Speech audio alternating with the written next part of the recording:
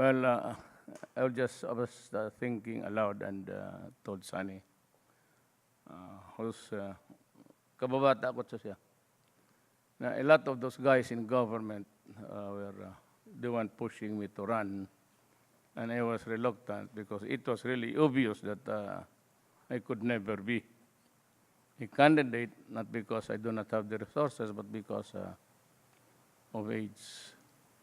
And besides, I was more or less intimidated having been with government. Now, if I finish my presidency, God willing, if I get to stay alive, I would have served government for 40 years. Kaya ayaw ko na, I would have retired as mayor kasi what time, but then I don't know what happened, but I think that presidency is something, it is a gift from God. Wala akong congressman, wala akong governor. In Manila, I never had any one barangay captain to campaign for me. And yet, itong si Romulo, by the way, the father of Bernadette, people might start to ask questions. He was one of those who were there with Sunny, urging me to run, and I said I could not because wala akong pera. And maybe the physical toil, hindi ko na kaya in a campaign all throughout the Philippines. But water under the bridge, really. But, you know, if you'd notice, karamihan kong nawala sa akin. Really, the very first person who, kay ganon ang bayan, kay ganon, corruption, there was crime and everything. I said, but I'm very sad that they are the very first to go. Early on, a cabinet member. But just the same, tayo ba sa gobyerno? There's no way of telling. Yung maglapit sa iyo na ganun-ganun ka. And you thought you might ever fall into the trap of believing na you are with the crowd for change.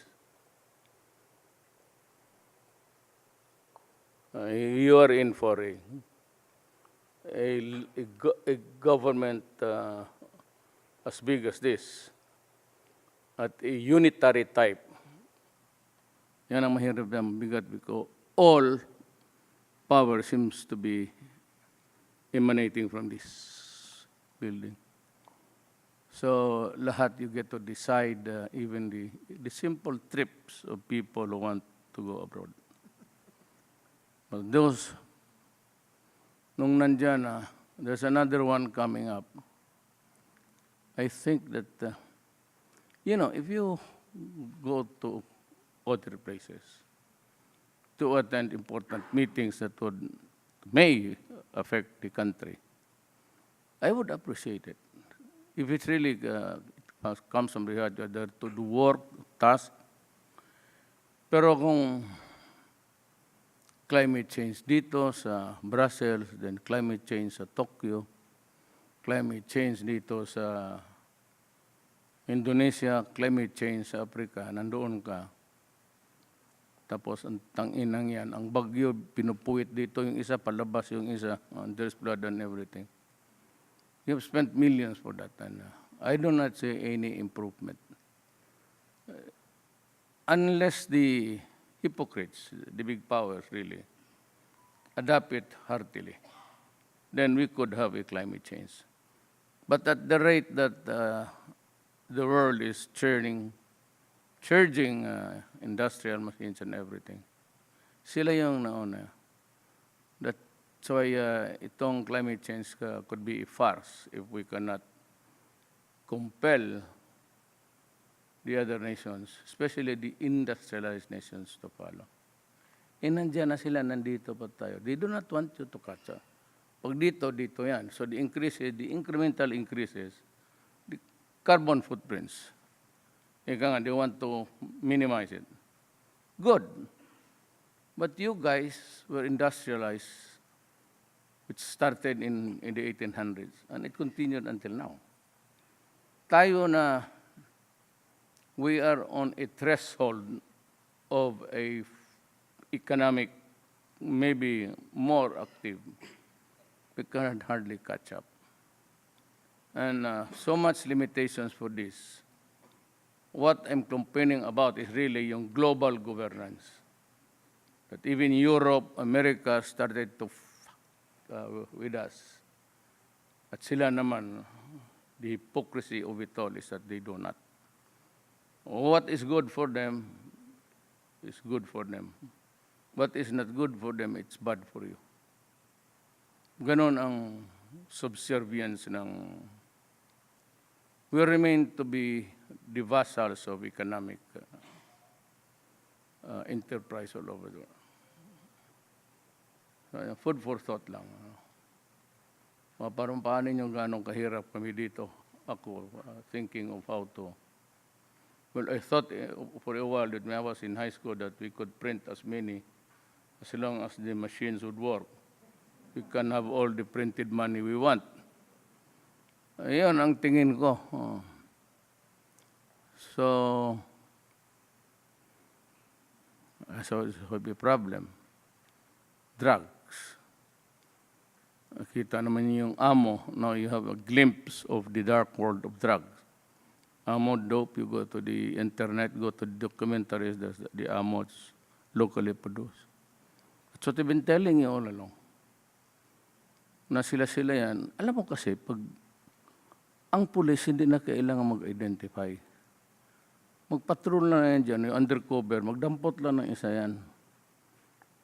Pag dinala mo yan doon sa taas ng building, sabihin mo ano, sabi ka na todo, ihulog kita.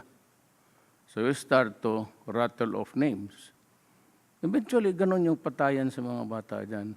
But, you know, human beings, you know, sometimes it could be a stupid proposition, pero maybe politics and all. Yung iba naman, true to life. So yan ang problema na hinaharap ko. The drug scene is there and it will not go away for the next 10 years. Pero, and the idiots. Remember that cocaine is for the unfairly categorized, though, A, B, C, D, E. Shabu is lower D, E. It's a commodity for the poor. Ano sabi, bakit si Duterte pinapatay niya itong putang ina mga mahirap? You know, it's only peddled in poor urban areas, blighted area. Yung mga taga rito sa Makati, sa gobyerno, it's now cocaine. And we see a very active role being played by the cartel. And if itong cartel ng South America, which is really a vicious one, and itong Bang Triad, America seems to be cannot. Go to documentary, yung dope. Makita mo, it's Baltimore in USA, openly. Titingin lang ang police because they're after for the big ones. So, yung mga street level users, wala, hinahayaan na nila yan. So, parang tiyanggi, ganun. Putang ina, pag ginawa mo sa akin yan dito, patayin ko. Walang makalabas dyan sa... That's how vicious the thing is. So, just keep on pumping money, even if there is no value at all. Alam mo yung si Lagarde, nakita ko yan? Just pull into a corner, halikan mo lang, patang ina, mag-iba ang isip niyan. She's quite old, but she's good. Met her several times.